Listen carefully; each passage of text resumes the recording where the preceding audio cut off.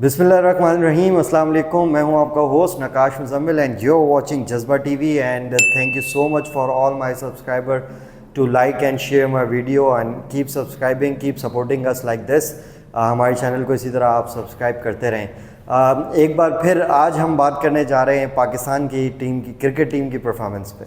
Sir आप TV तोड़ रहे हैं क्या? नहीं नहीं, बिल्कुल नहीं। मुझे वायरल होने के लिए टीवी तोड़ने की ज़रूरत नहीं है। हमारी पाकिस्तानी टीम माशाल्लाह परफॉर्मेंस ही ऐसी देती है कि लोगों के जो है वो टीवी टूट जाते हैं, लोग अपने टीवी तोड़ देते हैं एंड कुछ लोग इसको वायरल होने का स्टंट भी करार देते हैं।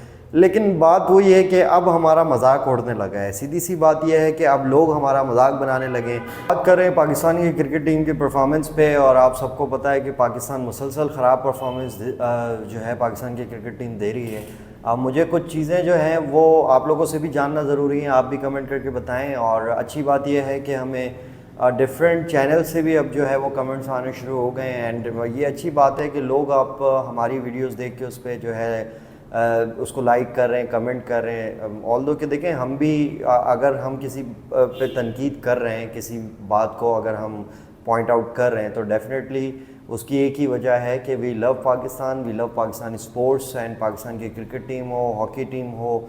अभी आपने देखा हमने टेबल टेनिस को भी लाइव चलाया। तो we just want to promote sports. कोई सा भी स्पोर्ट्स हो हम उसको प्रमोट करने की कोशिश कर रहे हैं, क्योंकि मैं ये समझता हूँ कि जो हमारे बच्चे हैं वो मोबाइल्स में और कंप्यूटर गेम्स में ज़्यादा लगे हैं। उनकी मेरी कोशिश ये है कि उनको किसी न किसी तरह ग्राउंड तक लेकर आऊँ, और यही वजह है कि जज्बा टीवी ज्वाइन करने की, कि जज्बा दिखाऊं कुछ जो मेरे अंदर स्पोर्ट्स से रिलेटेड जज्बा है वो बच्चों को भी दिखाया जाए एंड बच्चे भी जो है वो फिर ग्राउंड की तरफ राग़िब हों।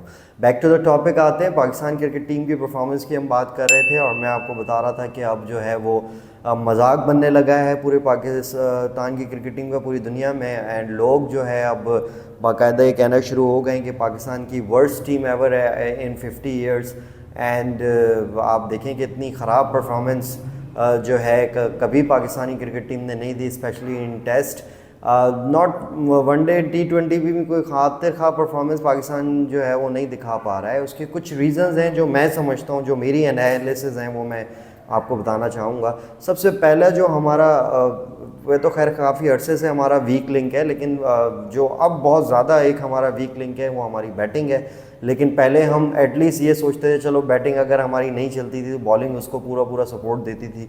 लेकिन अब अनफॉर्चुनेटली कि हमारे पास ऐसे बॉलर्स भी नहीं रहे कि जो टेल एंडर्स को फ़ौरन से आउट कर दें। हम देखते हैं कि शुरू में अगर अच्छी बॉलिंग हो जाए तो कोई टेल एंडर आके जो है वो पार्टनरशिप लगा लेता है किसी बैट्समैन के साथ, वो फिर रन। वेस्ट इंडीज़ में हमने देखा फर्स्ट टेस्ट में हमारे साथ यही हुआ था। देन सबसे जो इम्पॉर्टेंट चीज़ है वो मैं आज बात करना चाहूँगा स्पेशली मोहम्मद रिजवान के ऊपर। अब मैं समझ नहीं पा रहा हूँ कि रिजवान टीम में क्यों हैं, क्या कर रहे हैं ये ऐसा, मतलब ऐसी क्या इनके पास पर्ची है जो ये टीम से ड्रॉप ही नहीं हो सकते हैं। इतने सारे यंग बच्चे डोमेस्टिक में रन कर के थक गए। विकेट कीपर बैट्समैन है, साथ बेग है, रोहेल नज़ीर को हमने टीम के साथ रखा, उसको मौका नहीं दिया। तो अब हम कब डेवलप करेंगे? यानी रिजल्ट्स तो हमारे मुस्तकिल ख़राब आ रहे हैं। अगर आप ये सोच के टीम को कंटिन्यू चले जा रहे हैं कि भाई कंसिस्टेंसी चाहिए, रिजल्ट्स चाहिए, तो मोहम्मद रिजवान साहब, I am sorry to say you are not deserving in this team. And अगर आपकी मैं बात करूं, स्टैट्स हम देखें लास्ट कुछ इनिंग्स के, मैं आपको स्कोर कार्ड दिखाऊं अपने नाजरीन को, तो वो भी यही बोलेंगे कि मोहम्मद रिजवान जो है वो समझ नहीं आ रही कि वो किस तरह की क्रिकेट खेलते हैं। एक वो रैश सा शॉट मारते हैं, आउट हो जाते हैं, एक ही शॉट है उनके पास, कवर्स पे उनको खेलना नहीं आता, एंड देन टेल एंडर्स के साथ बैटिंग नहीं करनी आती। तो भाई ये पाकिस्तान की टीम है, कोई गली मोहल्ले की टीम तो है नहीं कि आप जो है वो कंटिन्यू चलते रहेंगे इस परफॉर्मेंस पे। लेकिन unfortunately this is Pakistan team and यहाँ दोस्ती यारी पे टीम चलती है, फ्रेंडशिप पे टीम चलती है, तो वहाँ भाई रिजवान परफॉर्म करे ना करे, टीम में होना उसका बहुत ज़रूरी है। तो अब ऐसे रिजल्ट तो फिर दुनिया हंसेगी। चलें, हम तो बोल बोल के थक गए, पाकिस्तान की टीम को बेहतरी की तरफ ला के थक गए, बात कर के थक गए, लेकिन बात वही है कि अब दुनिया हंसने लगी है हम पे। एंड मोहसिन नकवी साहब को आप सीरियस होकर सोचना पड़ेगा।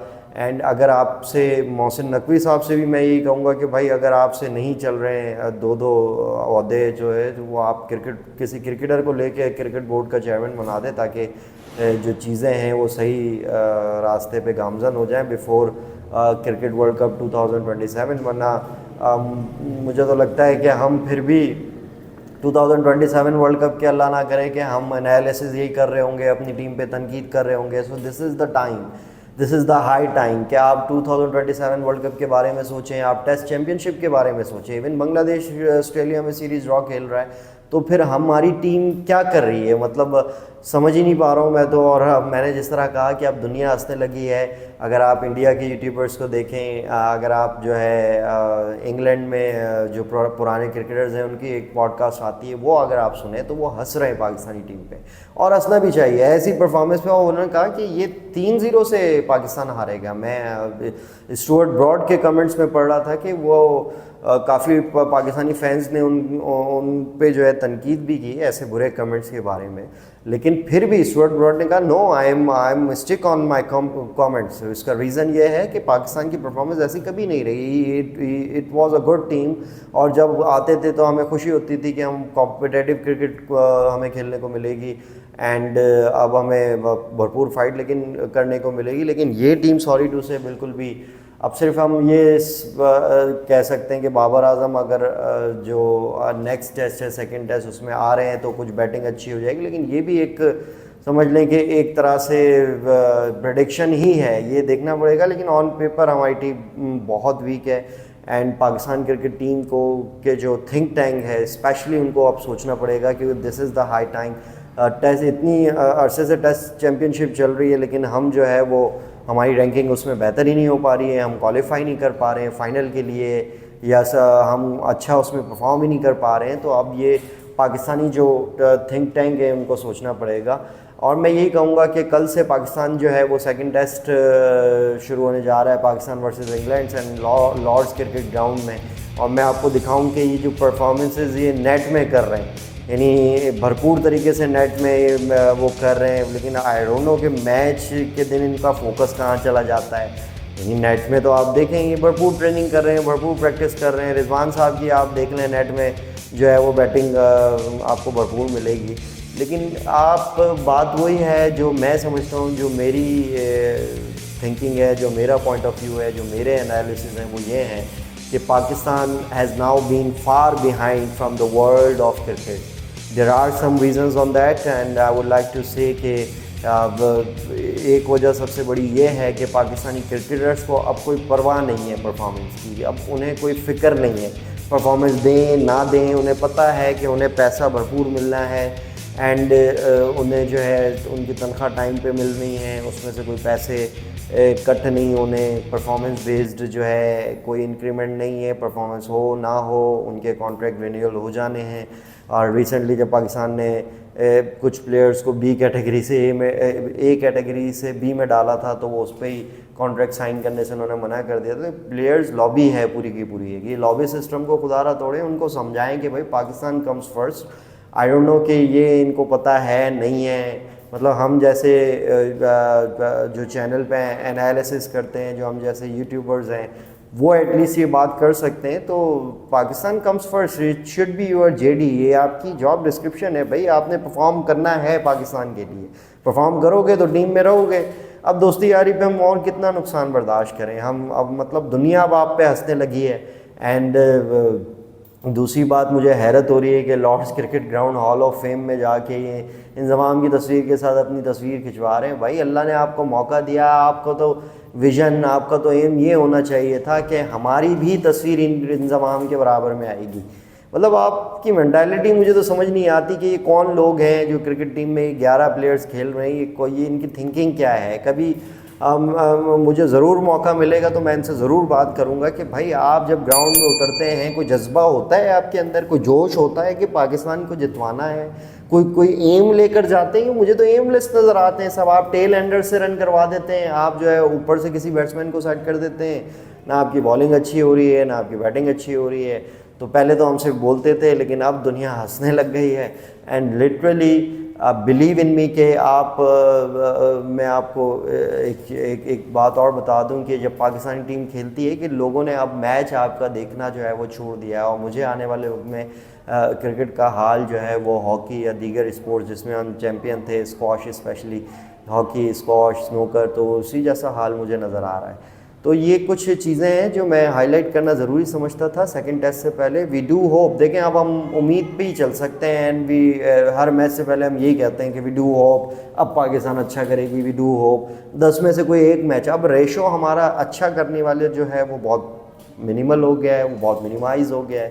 پہلے ہم یہ تھا کہ چلو اگر 3 میچ ہم برے کھیل رہے ہیں تو ہم 2 میچ ایٹ لیسٹ اچھا کھیلتے تھے, یا ہم 7 میچ جو ہے وہ اچھا نہیں کھیلے تو ہم جو ہے ایٹ لیسٹ 5 میچ 6 میچ اچھا کھیل لیتے تھے. اب کیا ہوتا ہے کہ 10 میچ ہم برے کھیلتے ہیں اور 1 میچ ہم جا کے اچھا کھیلتے ہیں. وہ بھی پتہ نہیں کیسے ہمیں جو ہے غیرت آتی ہے, شاید ہماری کوئی ویڈیو چلی جاتی ہے ان کے پاس, یا شاید ہم لوگوں کی کوئی ایسا کوئی پوائنٹ ان کے پاس چلا جاتا ہے, یا پھر ان کے دل میں آ جاتا ہے کہ بھائی اتنے پیسے تمہیں مل رہے ہیں منتھ کے کھیلنے کے لیے پاکستان کے لیے, تو آپ جو ہے اب آپ پرفارم کریں.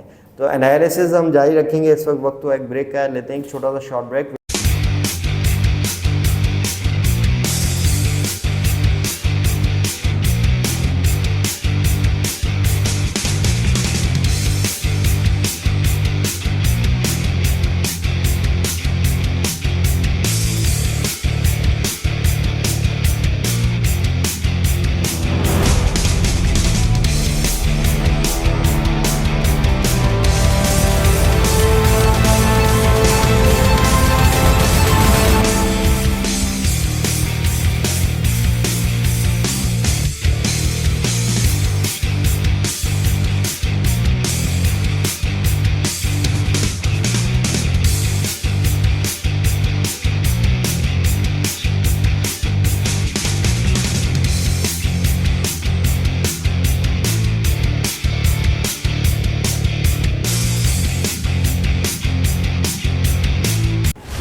السلام علیکم, میں ہوں آپ کا ہوسٹ نقاش مزمل, اور میں تمام بچوں کو یہ کہنا چاہتا ہوں کہ خدا را ان موبائل سے لیپ ٹاپ سے اپنی جان چھڑائیں اور اسپورٹس گراؤنڈ میں فٹ بال کھیلیں, کرکٹ کھیلیں, فزیکل گیمز میں اپنا رول جو ہے وہ پلے کریں.